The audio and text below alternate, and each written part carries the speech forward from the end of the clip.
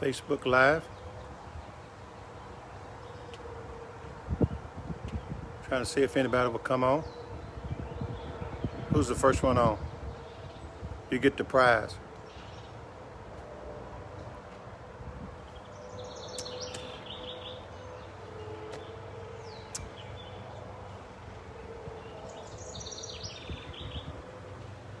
Hey, Rosetta,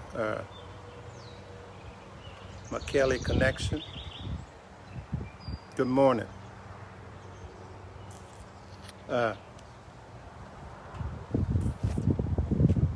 And Vivian,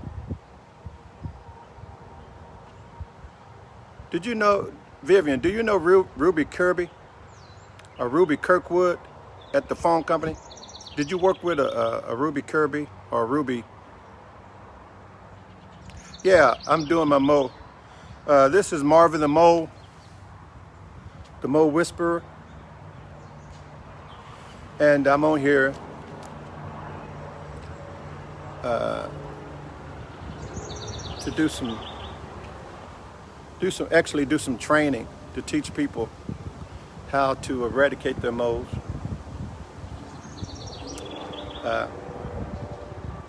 Beth Puckett. Ashley, you may not want to watch because the same techniques that we use to get rid of moles are effective in getting rid of rats. And I know you got a pet rat that you don't want to get rid of, so you may not want to watch this. But I'm on here because, as you know, I have, as a mole whisperer, I have been very successful in getting rid of my moles. And so after getting rid of my last mole, I found out that after a week, that a mole came back. And I see evidences of it, and I want to show you guys the evidence of it. By the way, this is actually formal mole training. What some people don't know is that if you don't wear a vest when you're dealing with moles, you're not going to be successful. You cannot just go out in your skivvies. You cannot go out in flip-flops, house shoes, and expect to be successful. You have to dress for the occasion, and usually it requires a hat and a vest. A lot of people didn't know that, so that's why I'm the mole whisperer. But I had gotten rid of my moles, and so true to form. No, it's not a certain type of vest. It's got to be a dress vest. It cannot be one of these cowboy vests. It cannot be like a leather vest. It has to be dressy because this is formal mole hunting. But I want to show you guys the workings of the mole. And it's neat how they do, though. They're so resourceful because they like if you dig up a hole, I never covered up the holes that I dug to get the last mole, but I want you to see how they have dug around and filled in the holes that were there. Okay, you see, this was a hole. That's a hole I didn't fill in. The moles filled that in. Same thing here. That was a hole, and the moles filled it in. And this is for Eric Nelson. He's going to tell me to get one of these sonar things. Look what the moles did to my sonar stick. They do not like them. They do not like sonar sticks. And they get violent when they find sonar sticks in their area. So let me say again, do not get sonar sticks. But here's a Yeah, it really is. But look, so I've set another trap in the area that I see them working. You can see I've seen them working like this is working. And here's another new place that was not there. Also, and this is something too because this is where I caught close to where I caught the mole. And again, I didn't fill this in. As a matter of fact, I pulled a trap out of this hole, and today the hole is not there. They filled it in overnight. I mean, these cats are something else. These moles are resourceful. So we won't take a long time, but I've seen some different kind of workings. They usually run along a trail, and they break up like a line, a trail. But this new one has this new one. He just got these piles of dirt. Here's another working that I pushed down. I did it. I saw this working, and I pushed it down. Then I came out an hour and a half later, and it was back up. So I pushed it again, down again, and they hadn't reworked that one. But here's another trap that I got set along this trail because this seems to be a trail. And I was going along here one day, and I saw these holes. These were all holes at one point. Can you see that hole? There was a hole right there. That's a hole right there. Then there was a hole. I mean, it was a hole like every 3 or 4 feet, or maybe 6 feet. Maybe they were social distancing. Come think about it. Yeah. Mary trying to get me burning down my house, but and so here's a different type of setup. But here's what I want y'all to get. Don't think that moles are not smart enough to enlist help, because I went over here. This thing appeared a couple of nights ago, and like I said, I don't usually have these mounds. I just usually have these trails. But I came and I saw this mound, and so I came back today. I pushed it down last night. I came back today, and here's what I found. They are working in tandem with a local dog. You see that? You see that? Either that's a dog or it's a huge mole that is basically thumbing his nose at. You see that? They're working in tandem with a dog. They have hired a dog. Y'all see that? Y'all see that? Now, I'm not going to press that down. I'm not going to stick my foot on there and press it down. See how smart they are? They know that if they put a pile of dog caca, poo-poo, duty on their mound, then their mounds are safe, because who's going to press down? Who's going to press down a mound that no, the dog didn't stir the mound up. He didn't build the mound up. The mole did that, but the mole is working with the dog to put doo-doo on the mounds so that I won't push them down, so that I won't step on and press them down. I know the moles didn't.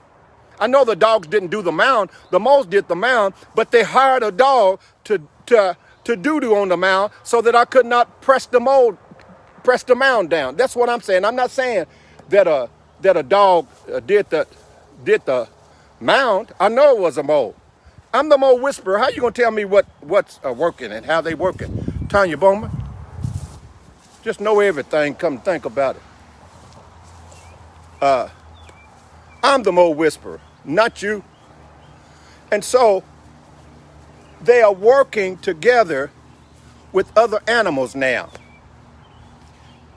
Working together with other animals, hiring out dogs to poop on their mounds so that I cannot come back and press them down with my foot.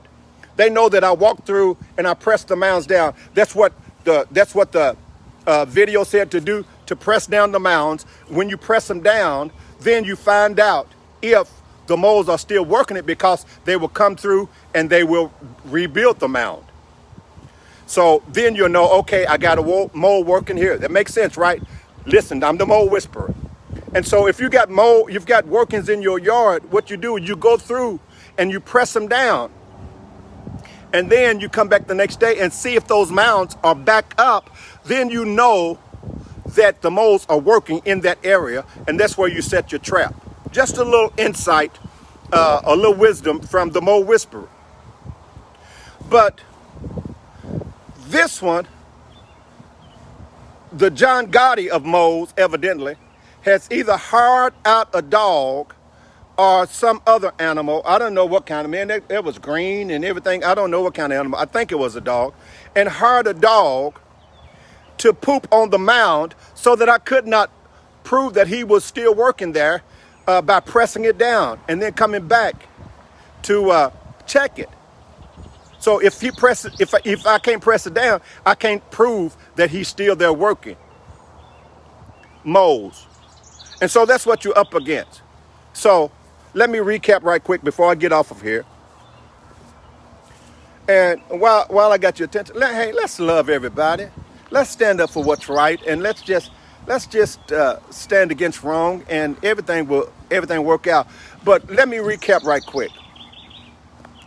If you're going to do formal mole hunting, then you need a vest. If you do not have a vest, you're not going to be successful in getting your moles. I'm telling you that right off top.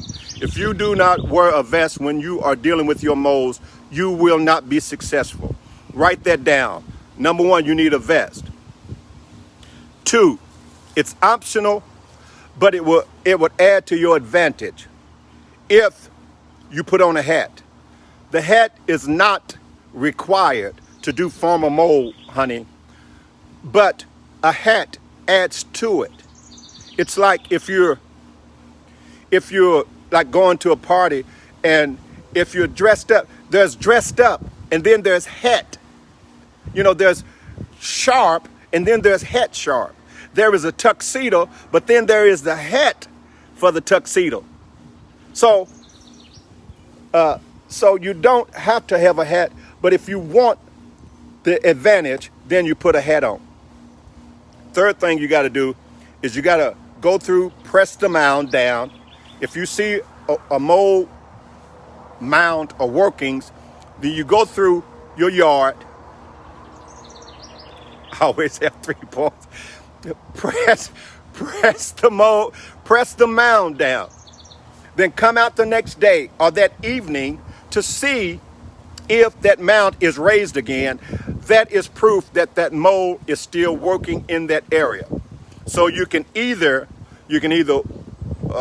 keep watching that place, and hopefully you'll see them working in that area, or you can set your trap in that area of where they're working, because you know they're working there because you press the mound down, you come back, the mound is back up. I haven't given a closing yet. Unless you got a mole like me. If you have a mole like me, then you're gonna have to recalibrate your workings. I want to show you this one more time, and I'm getting off here. This is my second closing, Tanya Bowman, for your smart butt. Look at this. A mole mound with a pile of doo-doo on it. Now, am I going to step there and press that down to prove that a mole is working there? Hey, I'm a mole whisperer, but I ain't stupid. I hate moles, but I ain't stupid. And so I'm not gonna press that one down. He got me on that one. He won on that one, but I'll get him. I'll get him in another place. I want to show you this, another thing. This This is unusual because, like I said, they usually run trails, but this mole, if it's just one mole, he's doing something different. He's got like, look, there's nothing leading to it. Nothing that you can see leading to the mound. Now this mound is torn up because I used the dirt to set my trap. But all of a sudden, just a mound. So it's like they're going deep into the ground, then coming up to eat or whatever, and then leaving a mound. So that's your training today, formal mole hunting by the Mole Whisperer, Marvin D. Hightower. The D is for dummy sometimes. Ask my wife. But y'all pray for me that I get these moles. I am going to win. And when I get it, I'm going to show everybody that I won. So, hey, let's live in peace. Let's live in harmony. Let's love everybody. Let's stand up for what's right. And let's stand against what's wrong. Hey, and the world will be a better place. All right? Bless you. My sister Elaine, you too late, Scott. This is over. Bye.